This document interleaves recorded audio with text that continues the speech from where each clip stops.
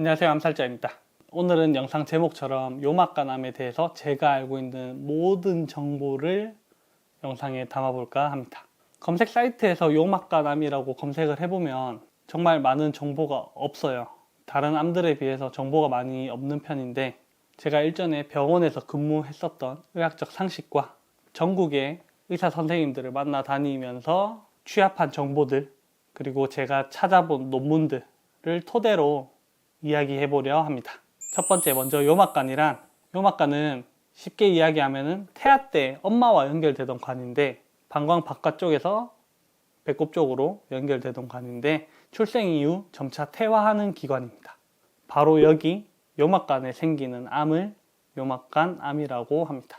일반적으로 방광 바깥쪽에서 생기고 초음파상으로 발견하기 힘든 경우가 많아서 조기 발견이 어려운 암입니다. 그렇게 요막간암 환우분들이 대부분 3기 이후에 발견되는 경우가 많다고 합니다. 그리고 요막간암의 발병률을 보면 총 암 환자가 24만 7,952명이 새로 암 진단을 받게 되었고, 이 중에 96명이 요막간암이라고 합니다. 이것을 퍼센테이지로 바꿔보면 0.039%로 매우 희귀한 암입니다. 이러한 요막간암의 전조 증상과 증상, 방광 바깥쪽에서 생기고 통증을 일으키지 않기 때문에 전조 증상이라고 할 만한 증상은 특별히 없습니다. 요막간암의 증상으로는 혈뇨를 보게 된다는 것인데, 이 혈뇨를 본다는 것은 방광 바깥쪽에 생긴 암이 방광의 근육층을 뚫고 방광의 안쪽으로 들어왔다는 것을 의미하기 때문에 증상이 나타났을 때는 이미 3기라고 볼 수 있습니다.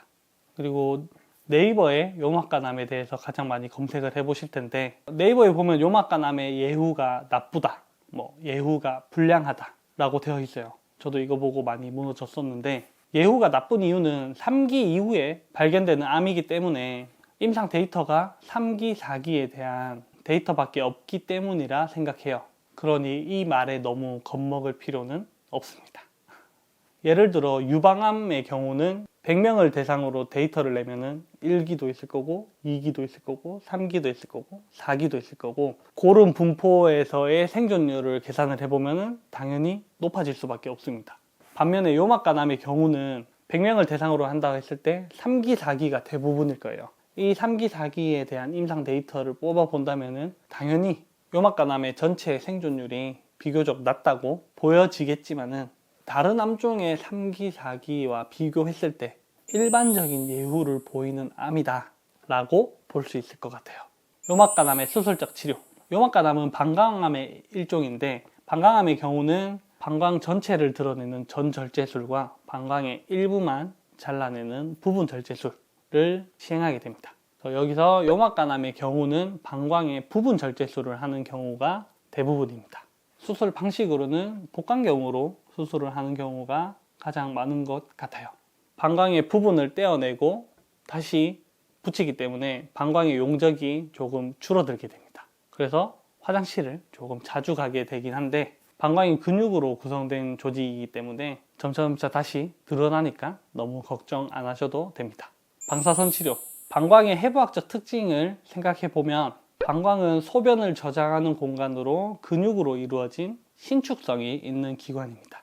그래서 신장에서 걸러진 소변이 방광에 지속적으로 쌓이게 되고, 일정 용량 쌓이면 소변으로 배출하게 됩니다. 이러한 과정에서 방광은 지속적으로 늘어나기도 하고 수축하기도 합니다. 계속 이렇게 움직이는 장기이기 때문에 방사선 치료는 하지 않는 경우가 많다고 합니다. 항암 치료. 항암 치료의 경우는 일단 4기암 환자의 경우는 암이 온몸을 돌아다녀서 2군데 이상의 장기에 암이 발견된 경우를 4기라고 하잖아요. 온몸에 암이 있다라는 전제 하에 전신 치료인 항암 치료를 필수적으로 하게 됩니다. 그 외에 요막간암 환자분들의 경우에는 항암 치료에 대해서는 반반입니다. 해야 한다, 안 해도 된다 라는 정확히 반반으로 나뉘게 되는데요. 어느 교수님께서는 그 힘든 걸 뭐하러 합니까? 행복하게 살다가 계속 관찰만 하면 됩니다 라는 교수님이 계셨고, 재발이나 전이 확률을 1%라도 줄일 수 있으면 하는 게 맞지 않냐 라고 하시는 교수님도 계셨어요. 이렇듯 항암에 대해서는 반반이기 때문에 환자 본인, 가족, 주치의와 충분한 이야기를 나눈 후에 결정하시면 좋을 것 같습니다. 요막간암의 조직 검사 결과를 보면 아데노칼시노마라고 세맘, 서남이라고 하는데 이것은 대장암에 준하는 항암을 하게 된다고 합니다. 재발과 전이입니다. 일단 요막간암의 경우는 전조 증상이 없고 증상이 나타났을 때는 이미 3기 이상이기 때문에 3기 이후에 발견되는 경우가 많은데요. 재발이나 전이의 경우는 이것도 반반인 것 같아요. 50% 정도 되는 것 같아요. 제가 요막간암으로 블로그도 운영을 하고 유튜브 채널도 운영을 하면서 알게 된 요막간암 환우분들을 보면 전이 되신 분과 안 되신 분 거의 반반인데 전이 되신 분을 보면은 대부분이 폐전이가 가장 많았습니다. 저도 지금 폐전이인 상태이고요.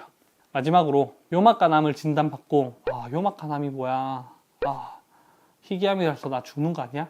뭐 이런 생각이 드시겠지만 희귀한 암이라고 생각하지 마시고 퇴화한 기간에 생긴 거라서 그냥 보기 드문 암이지 희귀암이라서 치료가 어려운 것은 아니다 라고 생각하시면 좋을 것 같습니다. 저는 2019년 처음 요막간암을 진단을 받았고 먼저 경험한 사람으로서 정보와 경험을 전달해주면 좋겠다 라고 생각을 하고 블로그도 운영을 했었고 현재 유튜브도 운영을 하고 있는데요. 그간의 정보들과 제가 또 새로이 알게 된 것들을 취합을 해서 이렇게 또 만들어 봤습니다. 오늘 영상이 도움이 되셨다면 구독과 좋아요 한번 부탁드리면서 시청해 주셔서 감사합니다.